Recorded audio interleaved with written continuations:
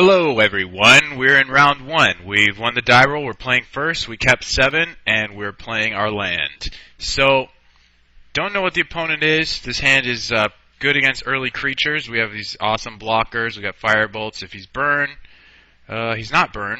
He is some sort of aggressive red deck, probably trying to put enchantments on Vault Scourge. So we're just going to blow that guy out of the water. I don't think we need to show him the Tron piece before we do this because he won't have a daze or anything. So let's cast a Firebolt first. He did not have a mutagenic growth. And my mouse is going all over the place, so I'm going to try and find something to put it on here so it's not a little, a little bit screwy. This is decent, I guess. We just have to be very careful because it does seem to go out of whack every once in a while. Okay, so we're at turn 2. We decided to kill the Vault Scourge because Seagate Oracle doesn't block it, and because we may draw another burn spell, and since we only have the one red source, we want to be using the burn spells every turn possible. Now he's got a second Scourge, and by enchantments, I'm talking about, okay, we see one of them, Dragon Mantle. Things like Furor of the Bitten, Dragon Mantle's one of them. He's basically like a red heroic deck. Also using the Vault Scourge to try and set up some pretty huge life swings. Let's see what the Oracle can get us. We either want a second red source so we can kill his team, or we want another burn spell, and that's a second red source. Since we already have a Seagate Oracle in hand and in play, we will not take a third. Next turn, we're probably just going Oracle Guildgate. And we might be attacking if he doesn't have another creature, so we'll have to wait and see about that.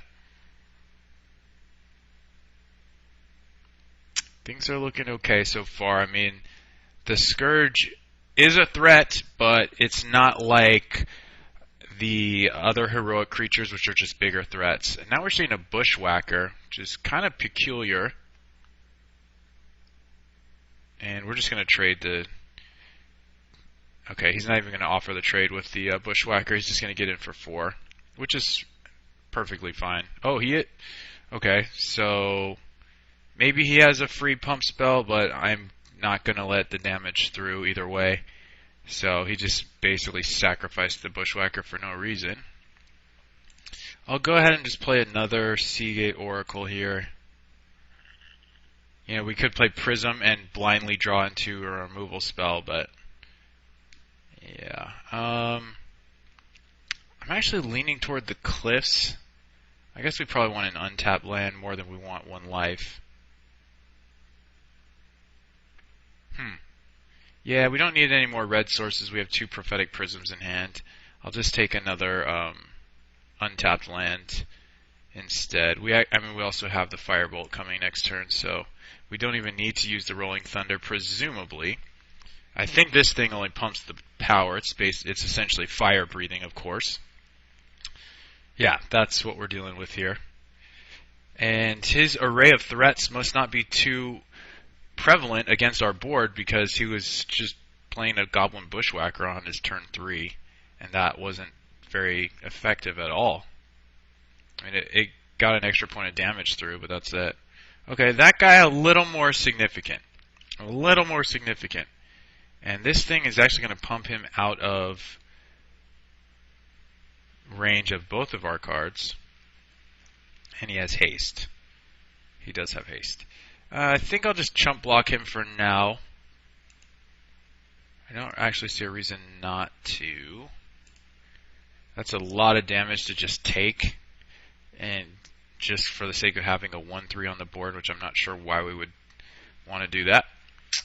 At this point, it's looking like I probably have to play the Urza's Mine and Firebolt the Vault Scourge in hopes that I draw the Power Plant and I have enough mana to Rolling Thunder for more. Or we could play a bunch of Prisms next turn if we don't draw the Power Plant, and that would lead us to maybe find a Flame Slash or a Lightning Bolt to kill this. So That's my line of thinking here, and I'll just firebolt that away. I don't think I'm gonna block, but if he gets enough prowess triggers down, I think actually I will block. If he gets enough prowess triggers down, then it's just It's just too much damage to be willing to take. I would argue. Okay, he's got the flame slash there. So yeah, we're taking a bunch this turn. If he's got instant speed pump spells, I mean, we're really in pain. Looks like he probably does.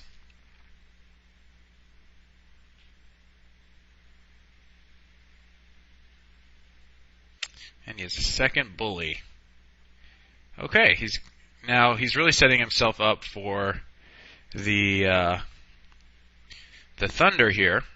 We could actually thunder for 4, which would kill the Crusader and the bully that has the Bloodlust on it.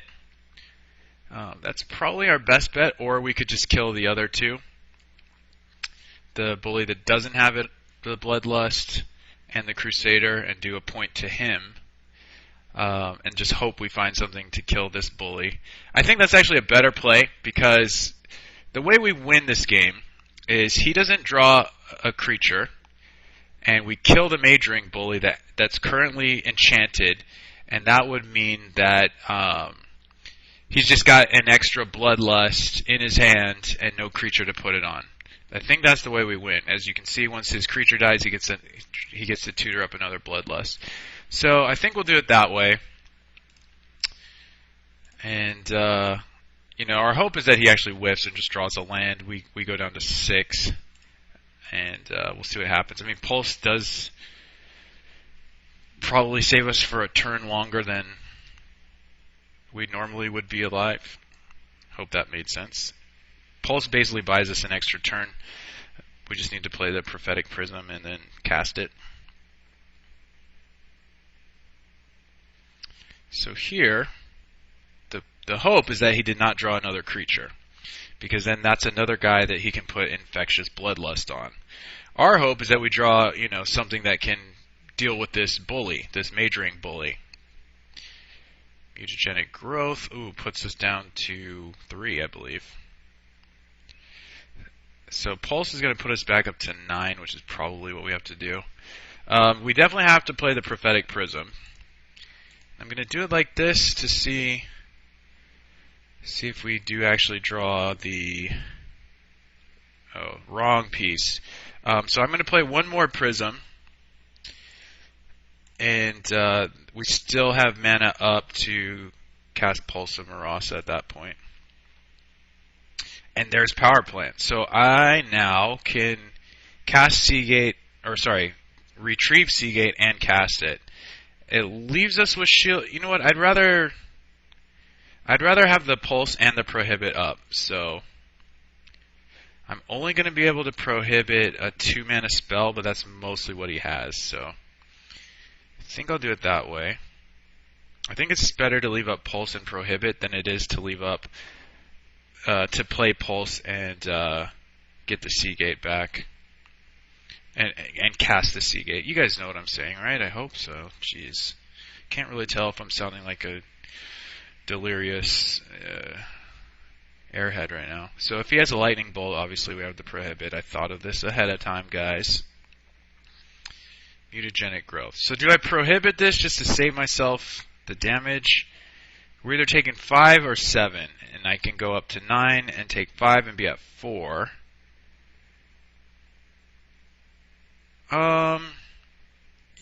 Well, I know I'm going to live through this, right? I gain 6 life. Yeah, we're just going to take this. And save the Prohibit for a rainy day. So I go to 2. That's plain. And then... So now I'm going to lead on Seagate Oracle. And see what we find. Find a removal spell, we're in pretty good position, and we did. Now I'll draw a card.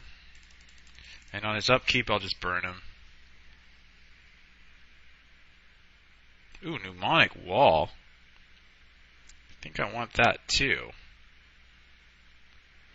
Yeah, let's just cast that as well.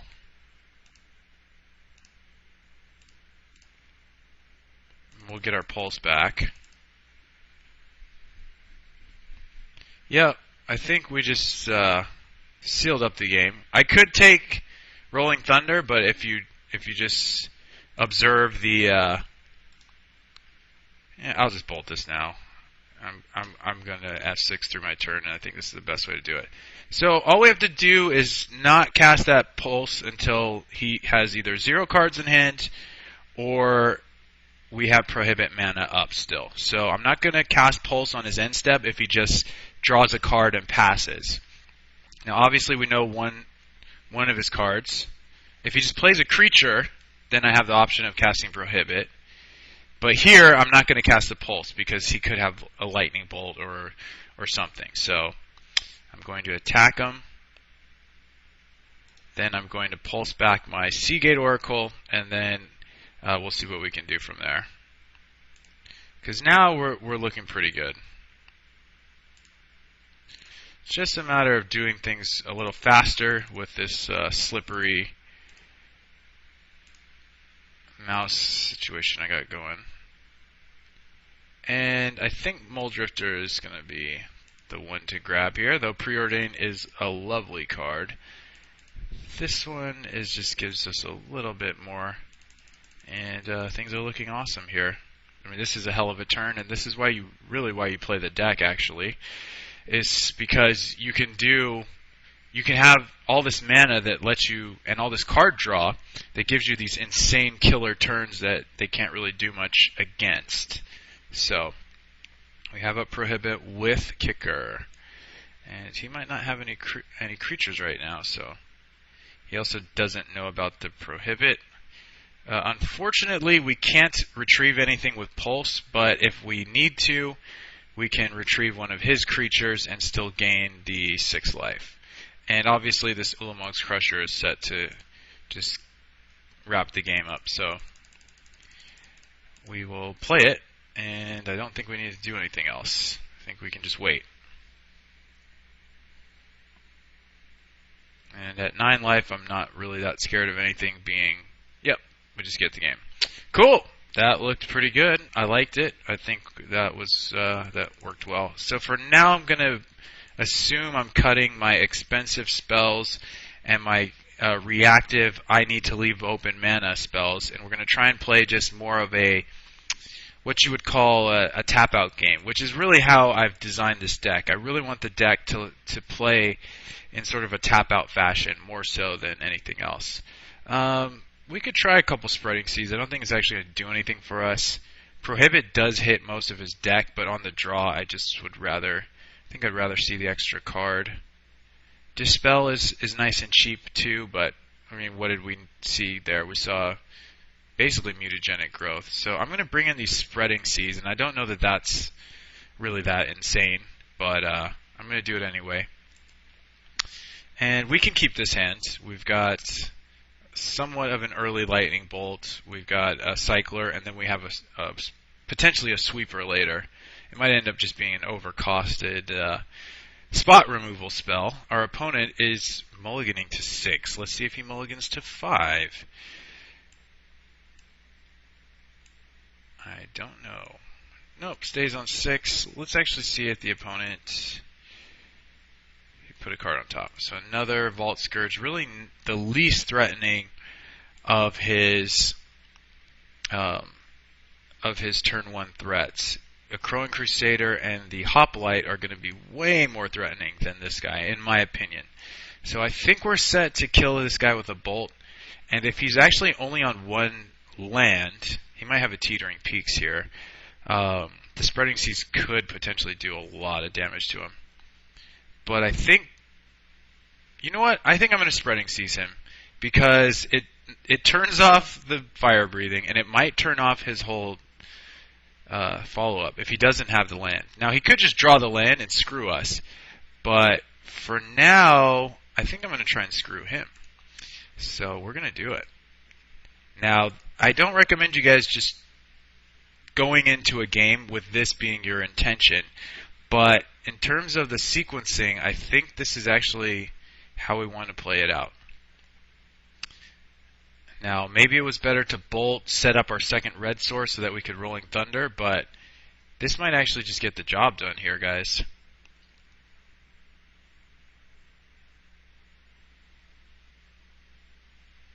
Yeah, he just passes. Yeah, I think we're actually safe to cast the Seagate Oracle.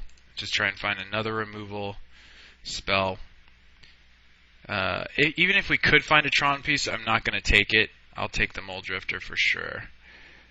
Because we have too many lands in hand. We don't need Tron necessarily assembled to win this game, but we just need to slow him down a bit and try and get to our stage 2, essentially. And we kind of are in stage 2. Not exactly, it's only turn 4.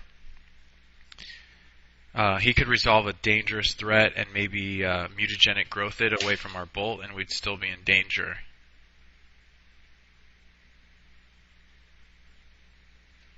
So I have no blocks, so I'll just F6.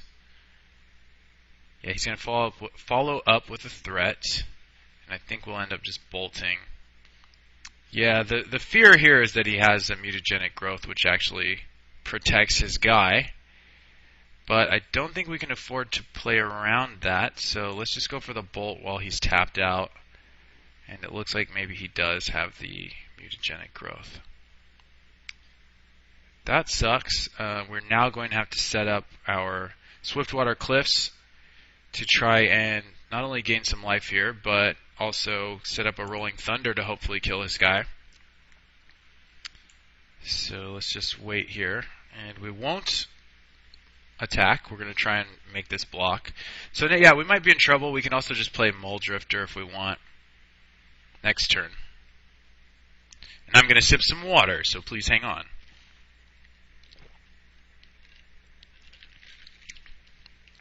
Okay, Dragon Mantle.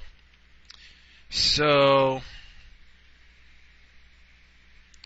his guy's still going to be a 2/2. I think I will just block, and I'm going to try and Rolling Thunder his team, and hopefully that works. Oh, he has another red source? Eesh. Okay. So maybe I won't block, because it'll encourage him to pump one of his guys. So I'll just not block. I want him to tap out so that I have enough damage on this Rolling Thunder to kill his team. That is the hope here. But meaning if he taps out his red source, he can't play an instant speed red spell to pump the Majoring Bully. I hope that's making sense. Okay, so now I'm actually going to try and kill these two guys. And I sincerely hope it works, otherwise we're in a ton of trouble.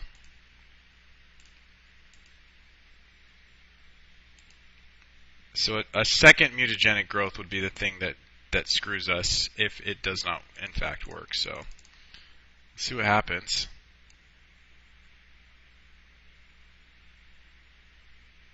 Alright, we ended up not getting screwed. That was basically best case scenario. Now he still can pump up the Vault Scourge, but pretty soon we'll be getting Mole Drifter down, and hopefully that'll be sufficient road blockage. And he's starting to draw perhaps too many lands at this point. 4 is not insane. If he starts drawing 5 or more, might see a problem. Problem for him. Oh, shoot. Well, that's a lot of damage coming my way. Okay, so that's not good. But hopefully... I did not anticipate a creature and a Bushwhacker to come down. Just based on how he was playing, it didn't seem... Alright, so here I'm going to go for a Lightning Bolt, but I'm also going to just draw a card first, or draw 2 cards first. So I am going to leave my red source up, basically because I know I'm going to want to use this removal spell. And I think the creature that gets the most out of control at this point is the Hoplite, so I'm just going to fire off my bolt now while he's tapped out of red and hope that that does enough. Okay, cool. Good enough, and we'll leave both guys back on D.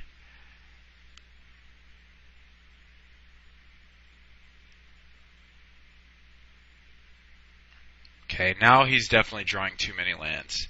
But it's not so bad if he can get my Mole Drifter out of the way. If he can only trade with it with his Vault Scourge and his Dragon Mantle, then it's not good for him. So hopefully he can only trade with it. That is our hope. And if I shut down this flyer, I think we're pretty much, and assuming we don't draw 17 more lands. Okay, is he going to give it Trample? Does he have Teamer Battle Rage? No. Oh, he just wanted to gain as much life as possible. Right, okay. So Hoplite could potentially get out of hand. But now that we have a Mnemonic Wall, don't really think that's going to happen. So I think I'll just wall back my Lightning Bolt and kill the Hoplite. And I think I'll still actually even just leave my Seagate Oracle back until I can do something really disgusting or just draw something awesome. I'll just do this now. I've kind of in the past conditioned myself to do this kind of thing on their upkeep, but this is really just better for our time management here, and I am not going to attack. So let's say he draws a Flame Slash or another Bushwhacker. I'm totally covered here defensively. Okay. Actually not too worried about that guy, though he could end up posing a problem. We just have to see. I mean, if I just keep drawing cards, there's not really much chance. And now there's no chance of that happening because I'm just going to Hydro Blast this guy. Just want to see what else I draw. Oh, or I can Flame Slash it. So basically here I am going to attack. I have the Hydro Blast to counter whatever his next play is. And I'm just in a very commanding position. Even though we don't have a lot in hand, we have generally better top decks than the opponent. And I get to control whether his next spell resolves. So I will go ahead and wait here. And Pulse of Marasa basically kills him. Can I do it and play Mole Drifter and leave up Hydro Blast? Doesn't look like I can. So I'm gonna just play the Pulse of Marasa on his end step. And then play the Mole Drifter on my next turn. Because Pulse would cost 3. 1, 2, 3. Oh, actually, hate to break it to you guys, but I could have done that. I could have left up the Hydro Blast. That's actually fine, because even though I'll be taking 1 damage here, I can now Pulse of Marasa back my Mnemonic Wall. So I'm actually fine with that. So it actually works out that I waited. I was not expecting it to work out that way, but that's how it's going down, because now I can obviously do the play that this deck wants to do every time, which is Mnemonic Wall for a Pulse and play another Pulse. That's basically the best thing this deck can do in Attrition Wars.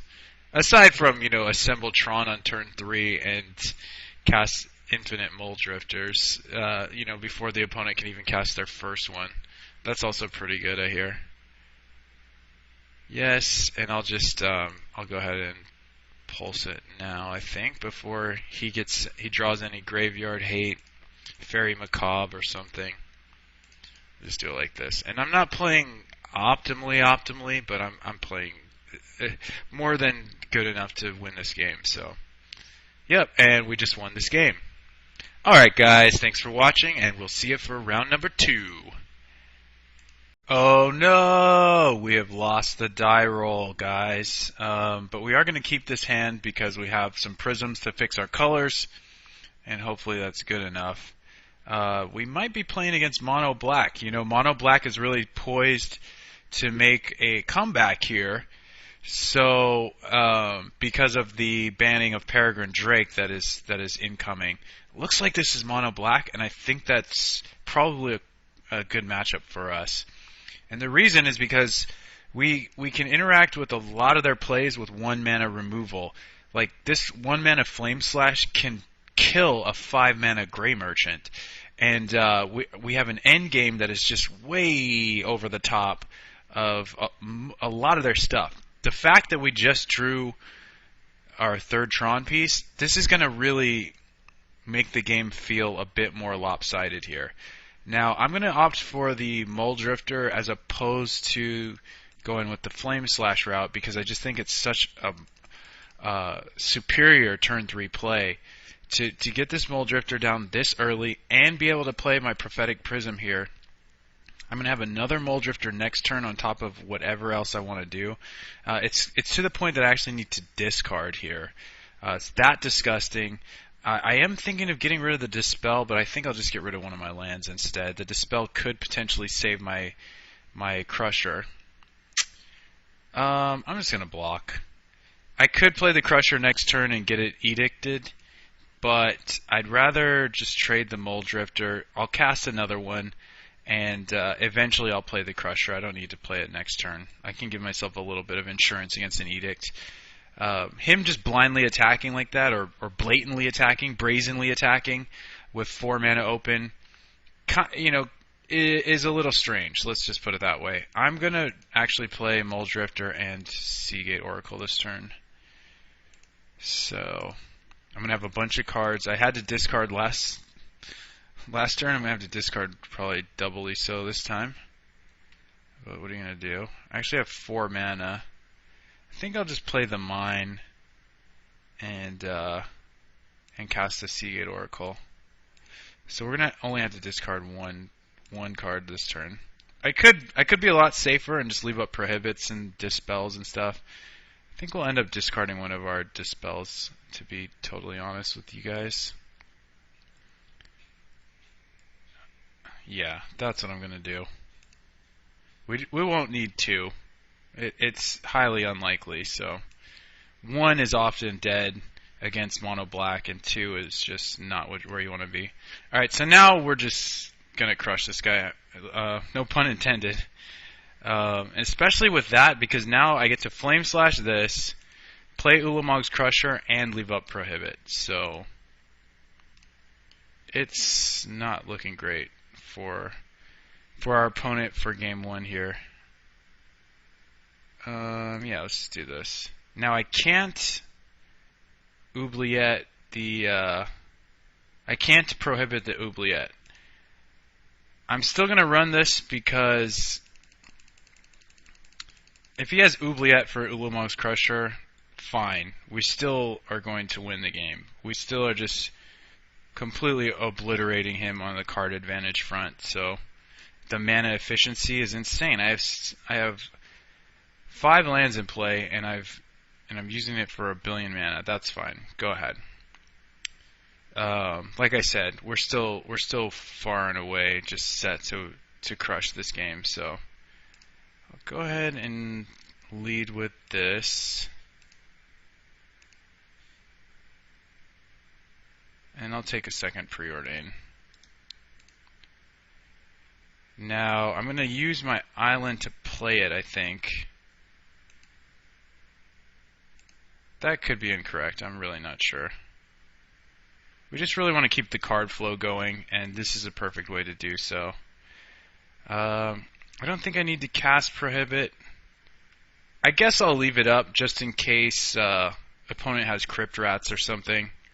So the only thing keeping us from playing the Mole Drifter is basically that. That's like the one thing that could potentially lose us the game. And our lack of blue sources is really going to be the thing there. So yeah, we can let him have that again, because I am going to end up drawing a Lightning Bolt. So we're doing fine. I'm going to draw cards before I use the Bolt. I could find a Firebolt instead. I mean, this is really just... The lines of play I'm taking are going to be good enough, but we could just as easily take a different line and basically all roads lead to Rome at this point, because the stuff we're doing is just so superior in terms of this attrition battle. I think I'll just play this to have up Dispel and Prohibit, but it doesn't matter.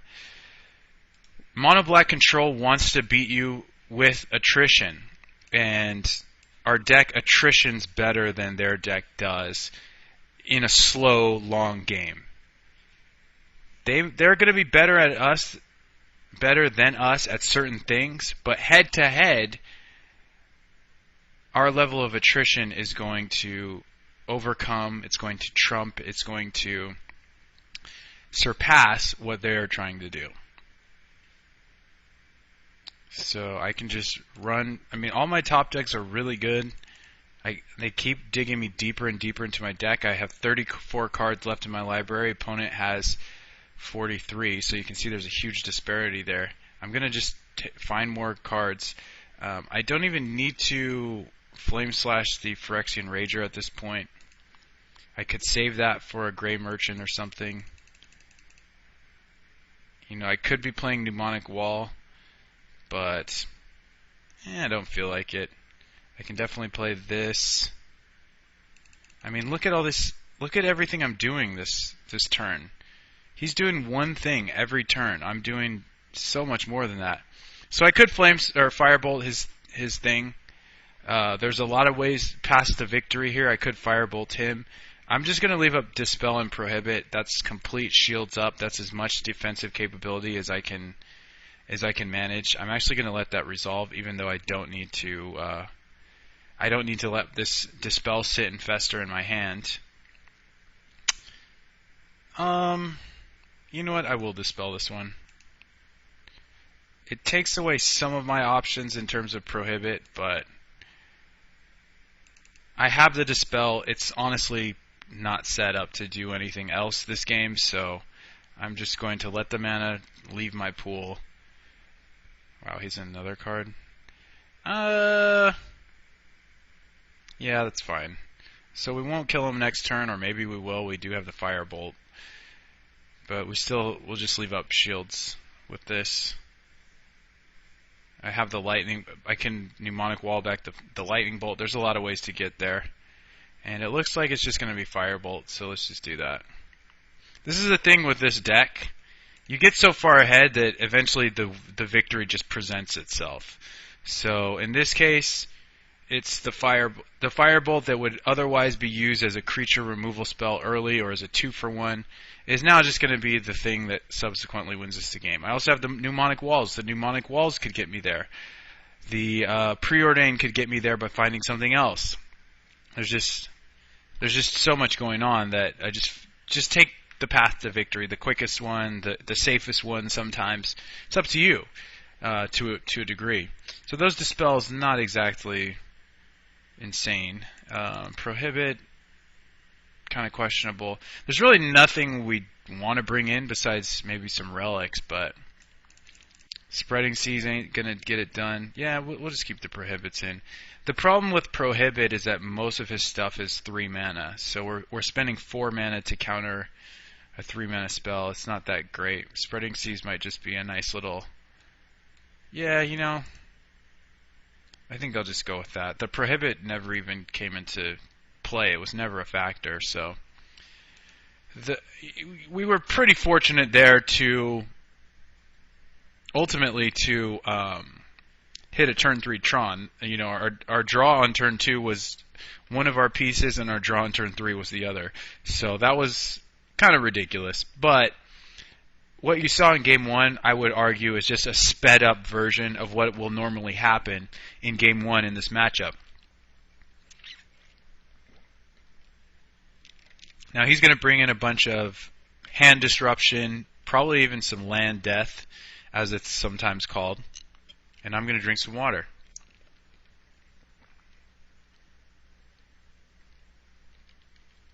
So, just something to keep an eye out for. His matchup could very well get better after Game 1. We'll have to wait and see, but it's just head-to-head, the things don't line up super great for them in general. Now, anything could happen here. I could keep this terrible hand and just start losing everything, but I'm not going to keep it. We could also mulligan into Oblivion. We could also just have all the wrong things in our hand at the wrong time, and he has all the right ones. But I'll keep this hand. It's going to be, and I'm going to keep this removal spell. Basically want to stop his first a few threats, and we want to keep his devotion down. See, things like duress really hurt a hand like this that has 4 lands and only 2 spells. So these are the kind of things that can line up in favor of mono black, but it doesn't make the matchup great for them, and I'm going to continue to argue that it's not a great matchup for them. Whether we win or lose on this day will merely be the smallest of samples in a larger scientific sphere, spectrum of matches. So if I draw another Urza piece that's not tower, I'll actually play tower, I think. But this will lead me to just get more red and blue sources onto the table. We do have a lightning bolt, which I'll probably cast because there is a chance we draw Seagate Oracle or Muldrifter, and perhaps we want to. Okay, he has no 3-mana threat. That is really strange. So his hand's a little weird in my opinion. And we'll just go ahead and throw this even though he's going to kill it. We haven't shown him anything he hasn't seen besides the Seagate Oracle, and I think between these two I'll take the Preordain. Firebolt is a fine card here, but as you can see, he's not really a threat-heavy hand right now for us to need the Firebolt. Now, he's just going with Choking Sands, that's fine. The Preordain is going to help us a little better against that. As it stands, I'm actually going to play the second Seagate Oracle instead, because this way we're achieving more. I think we're getting more out of the 3 mana than we would out of the 1 mana, and potentially not even anything to do after that. So here, Crusher is so far away that we're actually going to want to take the Power Plant. And you know, I don't know that we have shuffle effects in this deck. So I think that Crusher just stays on the bottom of our library forever. I don't think we have a single shuffle effect.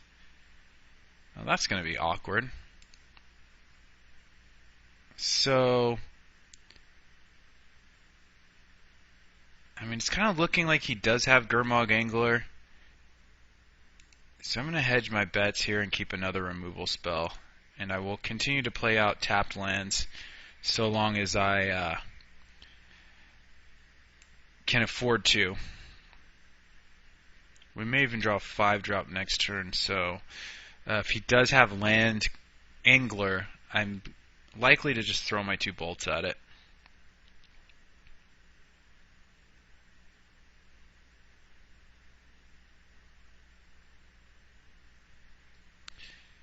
So, yeah, our best draw is Muldrifter next turn. I think that's undoubtable. But he's going to go with this. I'll just go ahead and float a red.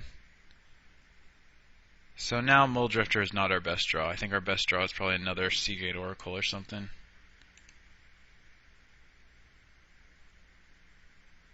Nope, just more burn.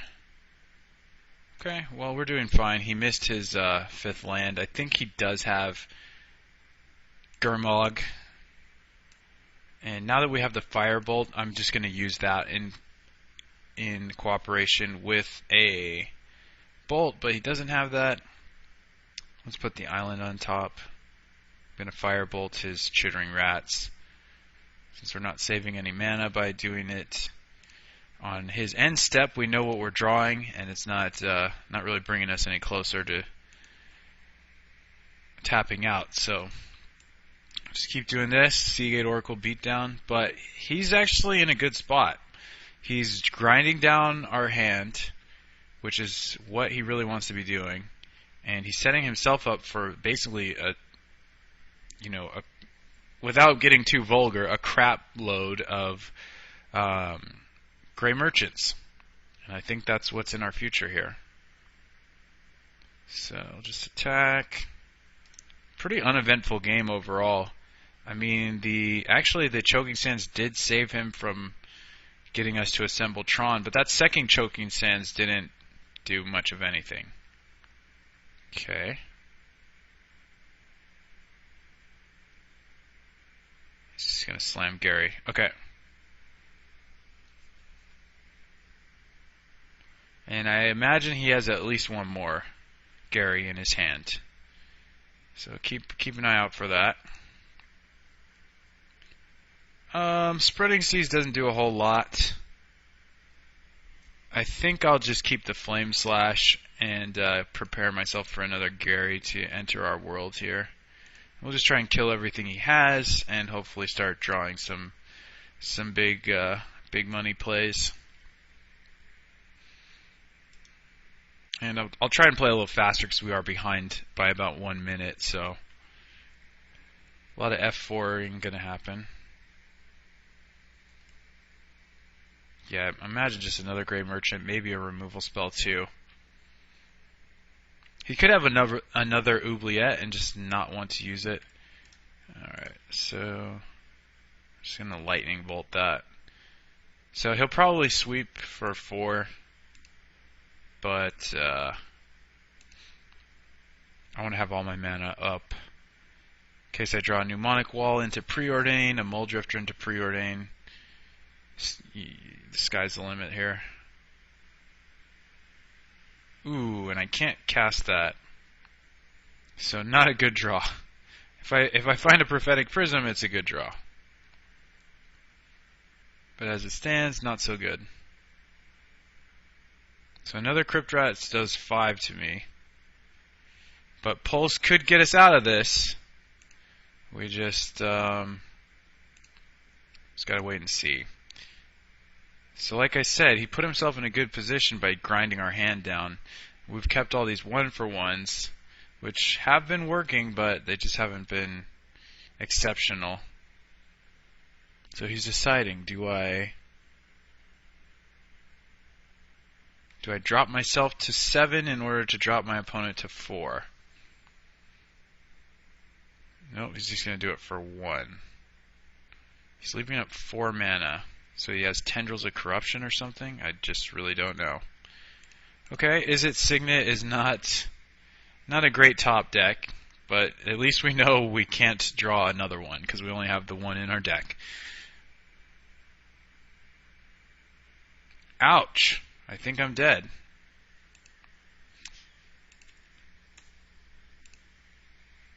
Okay, so we gotta now move on to the next game. So I think on the play, I like Spreading Seas much better. He still does, or not Spreading Seas, Prohibit. I think he still, if it'll leave my deck, that is. The hell? This thing is just not responding. It does not want to leave. Oh, Lord.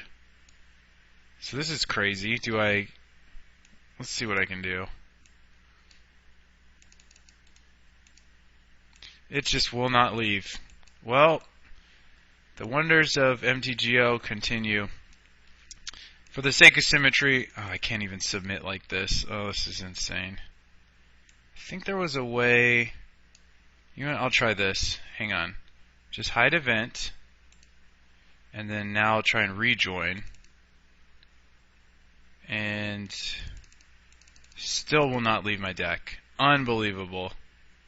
This is a disgrace. I don't want to play 61. I think maybe I have to. Ugh! You disgust me. Alright, I'm going to play 2 Prohibits and a Spreading Seas. Well, thanks for that, but hopefully it doesn't. I mean, we have no way of knowing how much. Now I have 60 in my deck. The hell? Well, we have no way of knowing what that exactly did or how it impacted the games.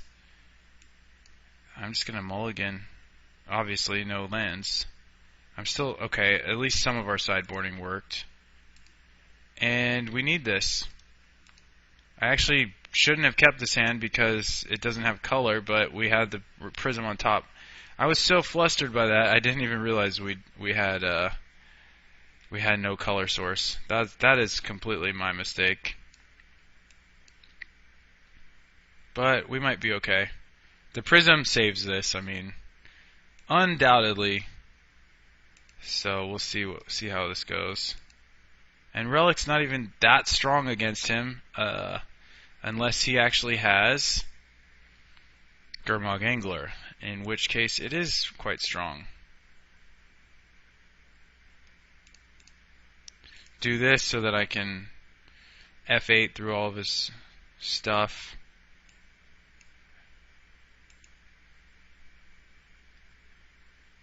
He's got Sign in Blood. Oh, he's playing Witches. Alright, so we probably kill that. I think we fish for a land and then hopefully kill that. Cool. Play 23 lands, so you have to imagine at some point we're going to draw them. We're actually pretty well set up at this point. Now we have 2 color sources, and we have Seagate Oracle coming, and we have Pulse and Marasa to get the Seagate Oracle. Now I imagine he's going to... Ooh, that could be bad.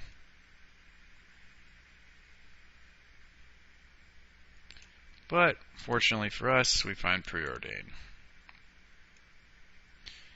And I really want to land. I'll give myself 1 more Preordain to draw 3 cards deeper. And neither one of these are a land, so I'll bottom them both. Alright, we missed our land drop. But we have draws later. I mean, he could just keep choking the sands. We'll see. Okay, well that's not really cutting off our airways. Not too much choking going on. So I'm going to make the same play I did before with the Witches, is I'm going to try and hit my land drop and then use the removal spell. I really would like to hit my land drop. And I did. So I'll just burn this now. We're doing seemingly fine. We could get to a point where Gray Merchants become a problem, but a 1/3, as it turns out, actually blocks the 2/4. However, I think he'll be able to kill it. We can also take our power plant back if we want to. Okay, he didn't find his 5th land on time. Alright. So I think I will just play the Oracle and relic his Sign in Blood. I don't want to blow up the relic because I have that land in there for the pulse. So let's go with this.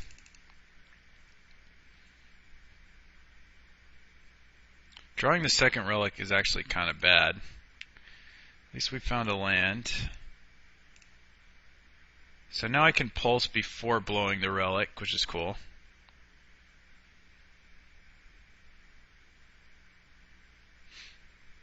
Okay. So he actually didn't go for a Gray Merchant. And I guess that's because it's gonna hit harder next turn, and I actually cannot counter it. So that's a big problem.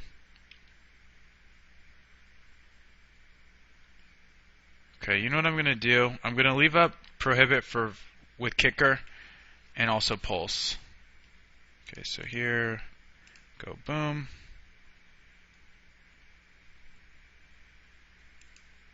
I think I'm going to end up having to cycle one of these because he's really going to hit me with Gary here. Or I'm just going to prohibit this. That could also happen. He has not seen Prohibit out of us. So he's going to cast Gary. At some point he's going to cast Gary. I can kind of feel it. It's about to happen. So that's going to be bad. We're dropping to 10. So maybe, like I said, might walk away with a loss, but I still think this is a fairly good matchup. So should I just go up to 16 here?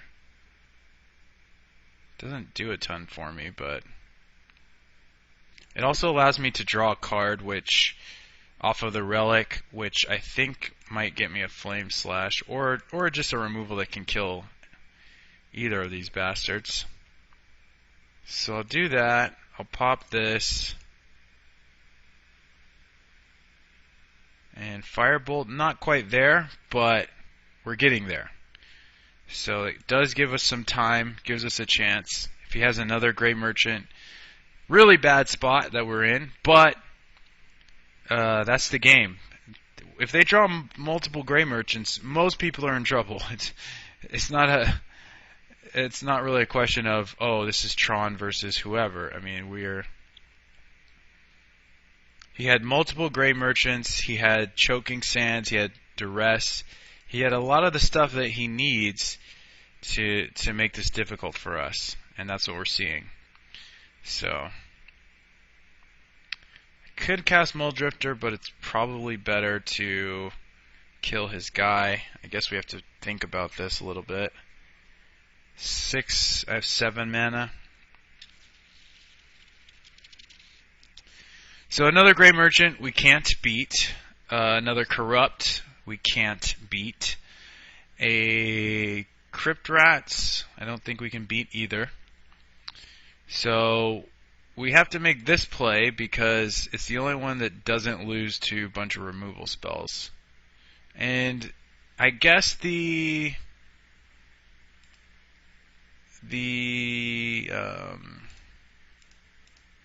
Muldrifter doesn't immediately lose to a bunch of removal spells, but it's pretty close. It's pretty quick. Yeah, I think he has the win here. So we're probably going to drop this match to mono black. Look, I'm not a perfect analyst either. I could be wrong. This matchup could be horrible for Tron, but I think that this game is slightly not as indicative of the matchup as one might be inclined to think. So we are going to lose. It is GG. But there are brighter days in our future at some point. I was going to say GG to him, but we didn't have a chance. I hope you enjoyed watching, and we will be back for the final round. One more to go here. We're playing Pulse Tron or Pulse of Marasa Tron. Basically, is it Tron with the slightest of green splashes. We, I believe, are on the play, and we are definitely keeping this. So let's just make it happen. Uh-oh. What is this nonsense? I hope it's not a mirror match. And I hope it's not Drake. It's not. Well, we don't know that yet. This is looking eerily similar here. This could be a while. I really didn't want to see something so similar, but he might be, yeah, I was going to say Grixis. There's been a lot of talk on things like Reddit about Grixis. I think I'm just going to play Seagate Oracle with Dispel to back it up. Now, I probably should have thought of that a little longer, but... And I think we'll take the Muldrifter. And he had nothing to do there. We should be pretty good. I mean, we have bolts for the Bleak Coven vampires. We have Dispels and for their counter magic. I think he's going to kill this. I'm going to let him do it. Most likely. And we'll see where things go from there. Yeah, he's going to burn this. Well, he's just going to firebolt me. Okay. Now, could he be some kind of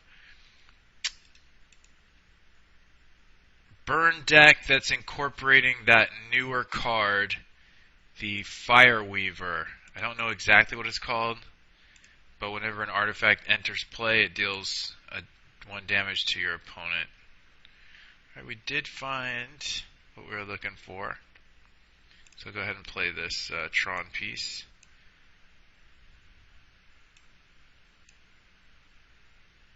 And we're going to get hit with the Bleak Coven vampires here. I'm just going to throw a lightning bolt at it. Yep.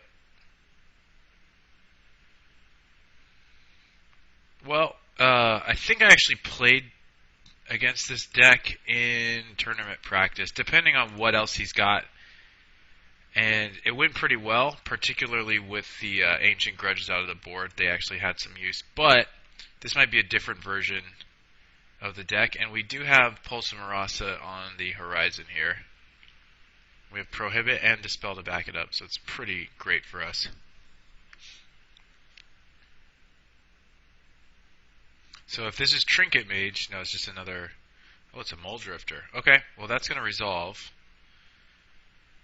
And then I'm going to get my Mole Drifter back. And we'll see what happens there. And that's going to resolve too. So I think he's more of a traditional Grixis Metalcraft kind of deck. More controlling than the ones I've seen a couple times, which there's this Trinket Mage, Viridian Longbow, Death Touch creature kind of strategy going on. And I'm just going to cast this even though we're going shields down for a turn. We're not really actually because we can still leave up Prohibit, but I just don't see Prohibit doing a bunch for us. So I think I'm just going to pass the turn actually. We miss out on a point of damage, but I want to leave up my Dispel, my Prohibit, my Lightning Bolt. This seems like more of just the control deck, and they actually might be in better shape than we are. Yeah, so we kind of got to let him attrition with us and battle it out. I think we have a bit of an advantage overall. So another one that is going to resolve. We've got another one coming as well. And I'll just throw the bolt out there. Yep. Lightning bolt. And we'll go from there. Okay, my turn. So I can play Signet and dump a bunch of guys. That seems fine. It's 2, 3, 4, 5. You know what? I'm actually going to leave my power plant untapped. Just in case I find Tower and something else that I want to use. So I think I'll just burn this and leave up Dispel. And I'll do that before I cast it. We'll play around the old double mutagenic growth here. For no reason other than there's no reason not to. So, and we're about even. I mean, we've seen one card deeper, and now it's not even that. We've got a better board position, that's for sure. All right, so this is a problem because this is the one turn he can actually resolve Rebirth, and we can't do anything about it. And it looks like that's exactly what he's gonna do. Jeez. Well, our board is good enough to stop that, I guess.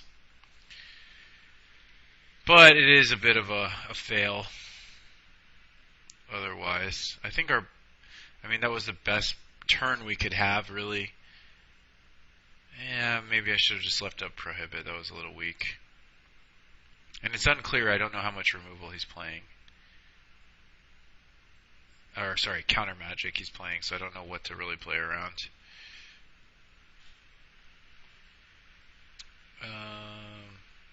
Yeah, I think we actually just pass here. Hopefully things get better for us. But he probably has removal for this. Yeah, I'm going to try and Dispel.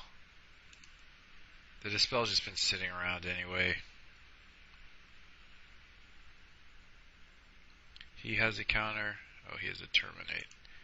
I'm just going to try and counter again.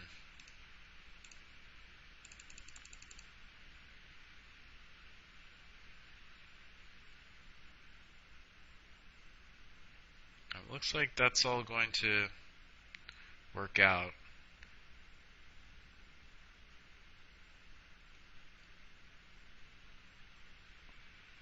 I'm using these because they don't have a lot of other applications at the moment.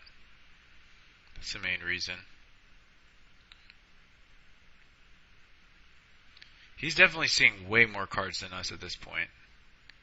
There is no doubt about that. I'm just going to F6 after this. Alright, so this presents a bit of a problem. We're hoping to find Firebolt or Thunder. And Preordain is a great start. So there's Firebolts. don't need the land, so okay, let's get 2 of these bastards down, and I can afford to leave the 3rd one alive for now, but I don't want it to stick around for too long if I don't find anything else that's useful. So plus he's gonna have a boatload of burn by way of Galv Blast, so that should be a problem for us. Overall, if we can get busted mana, I think that will really give us an advantage, but this game is looking horrible. It could shape up, there's no doubt about it. Just firebolting me whenever he feels like it. It's kinda, his hand must be all burn, I guess. He's just doing the math. Well, if he has 3 Galv Blasts, that'll do it. Oh, that's why he's doing this. Gross. Oh boy. So we basically have to bring in relics. I'm not seeing Ancient Grudge being too good here. I'm actually not going to bring in any Ancient Grudges. I'll probably bring in Pyroblasts and relics. And our prohibits are going to probably go.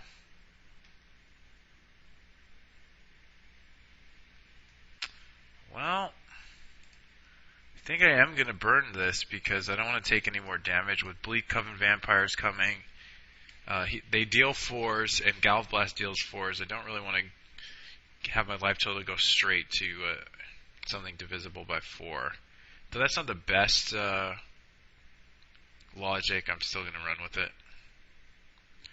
Yeah, we're kind of hurting here. And I really love Grixis Metalcraft. I call it, what do I call it? Coldotha Grixis. Coldotha Grixis. The only problem is, whenever I bring it on camera, I just lose with it. I seem to win off camera just fine. And it's a blast to play in my opinion.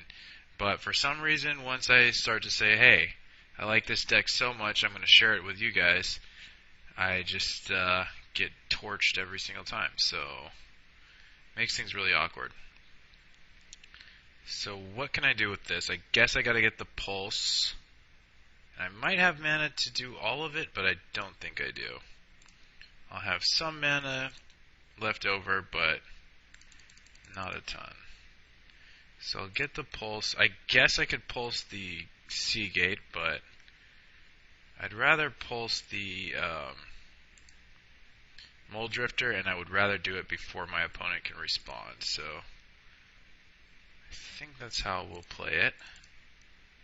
And this does definitely start to even up some of the score. However, the opponent has 7 cards to our 1, so we are not a big fan of those numbers.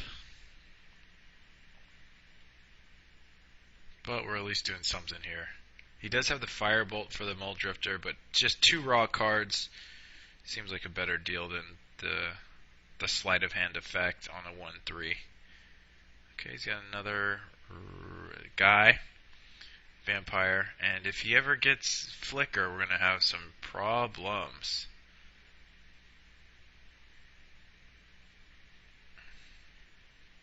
Nice, another 5-drop. Ouch. Okay, well we know he doesn't have Flicker available to him to play, but he could have some Galv Blast coming. Yeah, he's actually, his velocity is much faster this game. It might be faster overall. It's hard to tell at this point, but definitely faster this game. Okay. I'm going to try and leave some of my Tron pieces open, but I'm going to tap at least, I think, 2 of them. Actually, just 1. We really want to hit a Tron piece, find Mold Drifter, or play the Mold Drifter, and keep it moving from there. Try and just go crazy. Ooh, that would be good, but how much can I do it for? 1, 2, 3, 4, 5. So I can kill 2 guys. Yeah, I think that's better than trying to play Mold Drifter and then just lose to a Ghostly Flicker or something. Because he can flicker these vampires and do quite a bit of damage.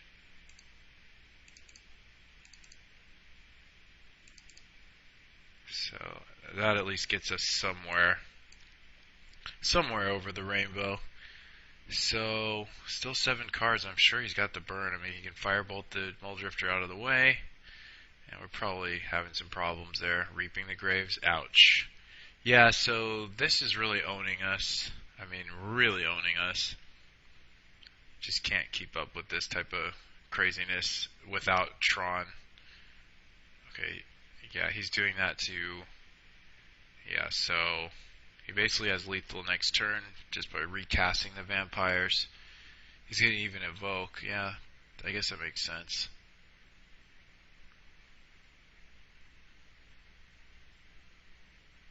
He might just have the burn to do it here. We'll have to wait and see. I'm going to drink some water in the meantime.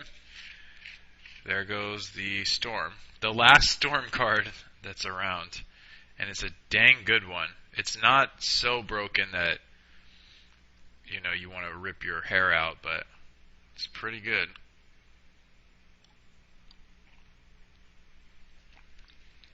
Now, unfortunately, he didn't have enough mana to also firebolt our guy. Yeah, we're going to go ahead and block, because if we don't find Pulse and Marasa, we're going to lose anyway. And we might still lose. But not really much of a chance of us surviving next turn. Alright, so let's cast this first. And again, I'm going to leave up quite a number of Tron pieces just in case we can go off really crazy. I want to have like a lot of mana for us. So can I can't wall and pulse this turn unless I find that tower. So let's try and find the tower. And we didn't. So I think I'm gonna lose unless this finds me something. I'm gonna leave up another blue source. And that is not the something I was looking for. So I think I'm just gonna GG here. We don't want to fall behind on time. We can't win. He can just double vampires next turn. So, the prohibits, and at least maybe we can keep both the spells. I'm not convinced. He's playing Terminate, so I don't really like Crusher there. So I think I like maybe both relics. And I think I'm willing to cut one Dispel for Pyroblast. We don't really want this card. I don't even think we want this card. Definitely don't want Spreading Seas. I'm going to try it like this. Hydroblast would be good for stopping the rebirths. Oh, I have 61 cards? What the? Why does this keep happening?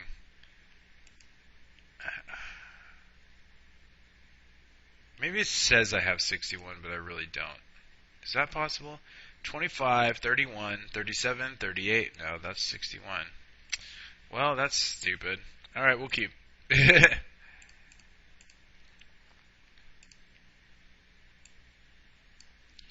Honestly, I'm not even... If we lose this match, I'm not even mad, because I really like Kuldotha Grixis. I think it's a sick deck. So, it's incredibly fun to play. I can't begin to tell you. Just playing so many cool cards.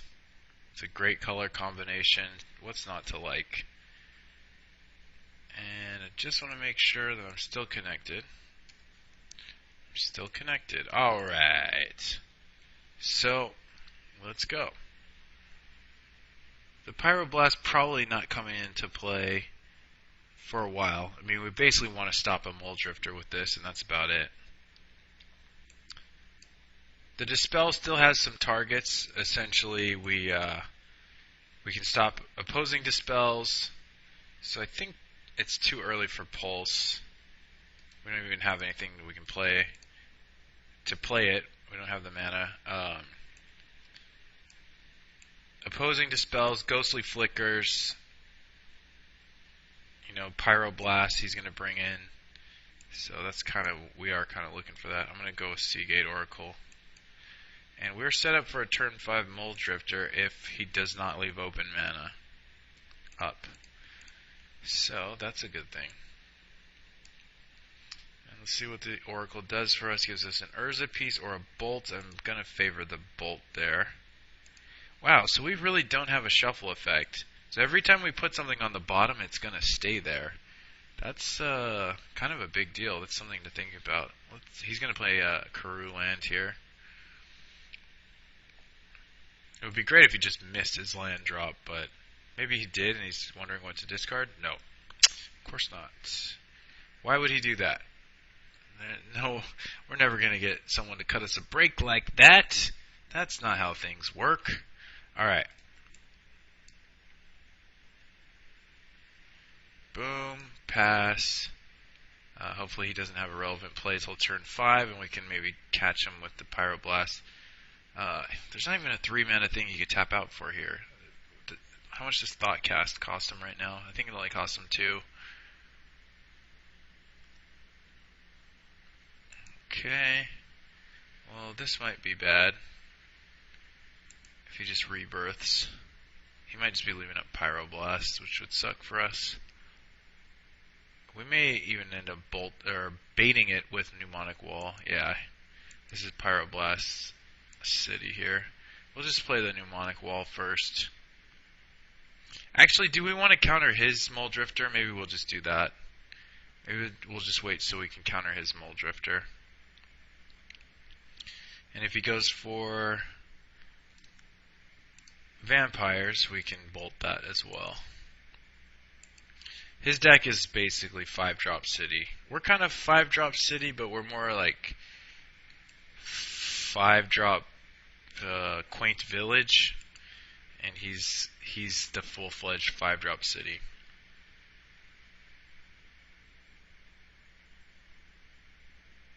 Is this a duress? Oh god, we're getting eaten alive here. It is not a duress, it's a 4-mana, it's a 5-mana spell. Okay, cool, so we get a Mole Drifter next turn for sure. And we get to counter his Mole Drifter, so we have Mole Drifter advantage over the opponent. That's beautiful. And I can Signet into this. So definitely want to do that. Just seems like the most effective turn we can have here. Now, no Tron pieces is going to... Okay, we just found one, but it's going to factor in to this game. I mean, the sooner we can get Tron online, the better.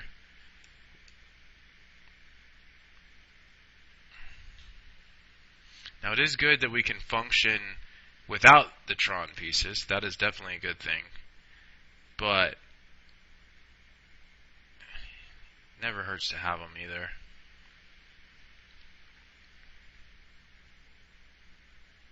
It's going to bounce the Mortuary Mire. I think I'll preordain as my very first thing. I may try to wall the Pyroblast back. Flame Slash is not bad, but I actually think I want the other preordain.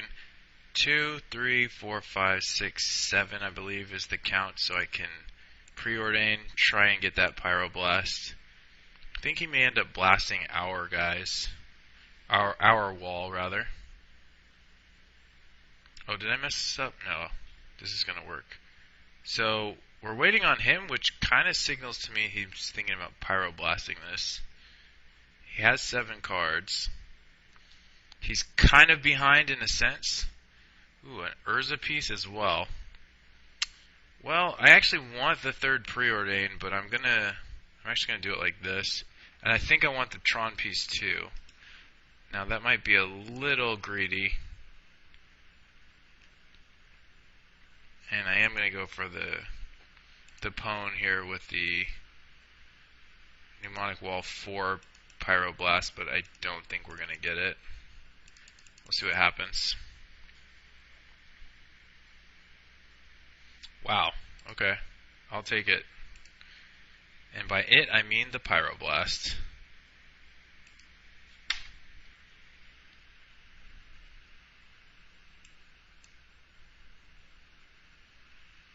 Not bad. Not bad at all. He did play the Mortuary Mire, right? No? I could have sworn he bounced the Mortuary Mire and replayed it, but I could be wrong. Alright, he could have a Dispel. We'll see. If he doesn't, we've got some pretty great tempo. Now he has the Dispel. Okay. Well, he can't win them all. Now maybe he has to discard? No, of course not. Alright, let's try and get something awesome going on here. A third bolt? I don't think so. The Prism we're eventually going to need for Pulse and Marasa. So I think I'll do that. But maybe that's a mistake. We get a third bolt anyway. So we'll go ahead and bolt this and continue to pressure the opponent. So actually our fourth bolt is on the bottom of our deck, I believe. So probably not going to find that for the rest of the game. Let me just make sure that I did correctly click to bottom it. Bottom, yeah. So we're kind of in danger in the sense that Reaping the Graves is such an inevitability bomb that he can draw or play that we really need to find Relic of Progenitus very soon. And now that he has Reaping the Graves mana up, I'm actually not even going to cast my Lightning Bolt here.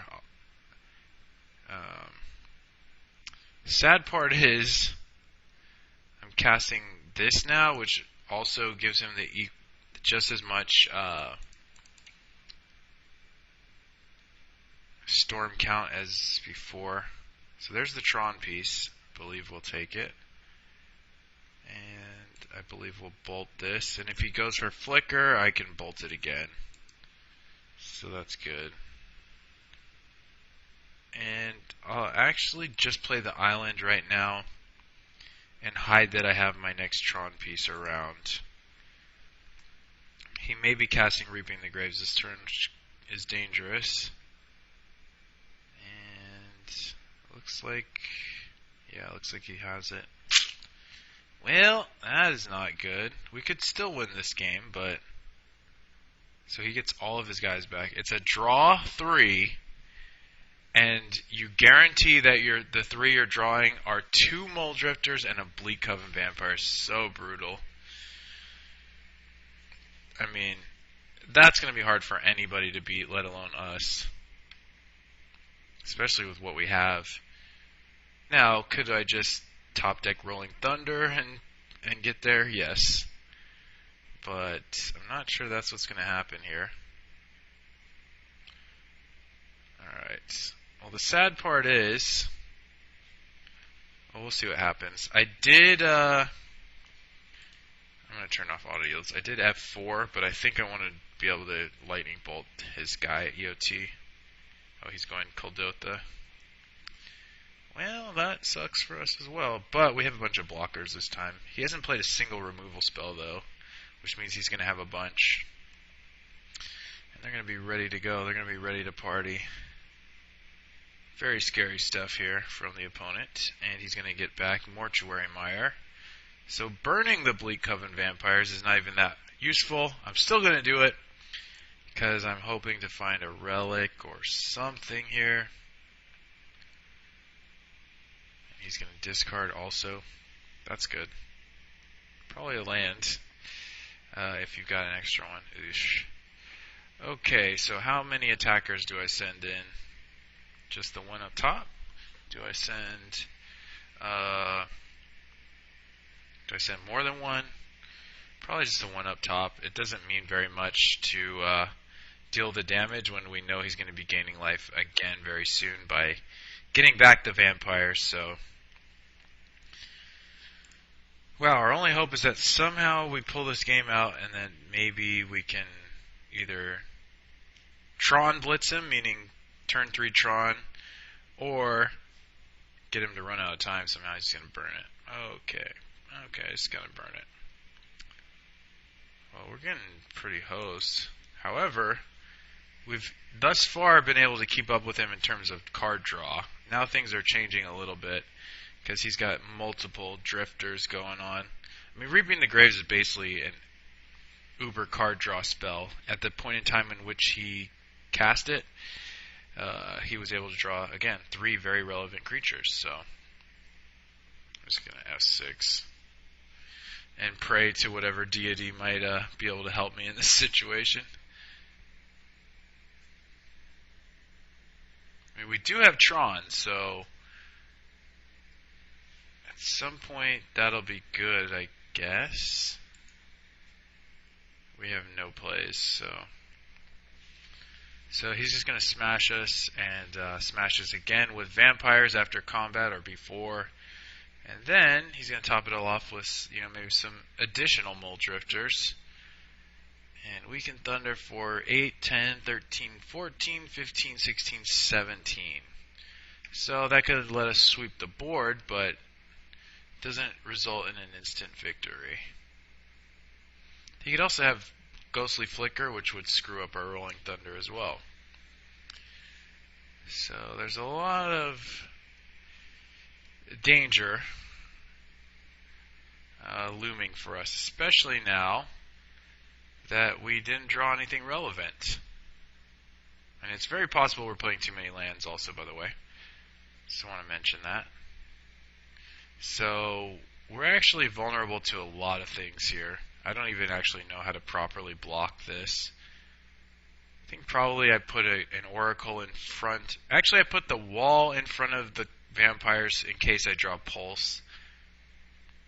And then I block the goblins with my Oracles. I'm just going to F6 to save time here, because he's pretty low on clock. So if somehow we do get out of this game, I think we can potentially live, but it's going to be very hard to get out of this game. So we'll do what we can.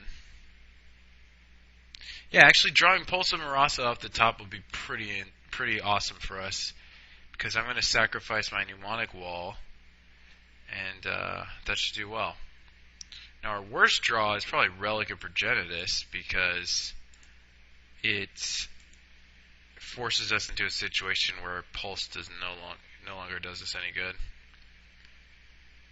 I don't know if that's our worst draw. I mean, lands are pretty bad. So here I think we gotta clip the flyer, because one Galvanic Blast is the end, as is another. We take 4 damage either way, actually. We either take it from the 2 tokens and 1 Mole Drifter that get through, or the Bleak Coven Vampires. But we cannot lose to Bolt if we burn the flyer. Chump the vampires, eat a token, and that way we don't lose to Bolt. So, but he is going to have the Gal Blast, or the vampires, or the Ghostly Flicker. So we'll be promptly conceding this game, or just be forcibly removed from it. And I think this is going to be the last hurrah here, which means that this deck does not look like it's very good, but I think looks can definitely be deceiving. Pulse of Marasa Tron should be a powerhouse strategy in the upcoming metagame, and it's just likely that we either, some combination of just didn't build the best version, didn't play the best we could, and didn't run into the best matchups and situations. So it's a combination of those things. I don't actually think that the strategy itself is rotten. I think just the way things pan out sometimes. You have the absolutely best deck in Pauper and still end up going 1-2 every once in a while. Alright guys, I'd like to thank you very much for tuning into this installment of That's Right, Dime a Dozen.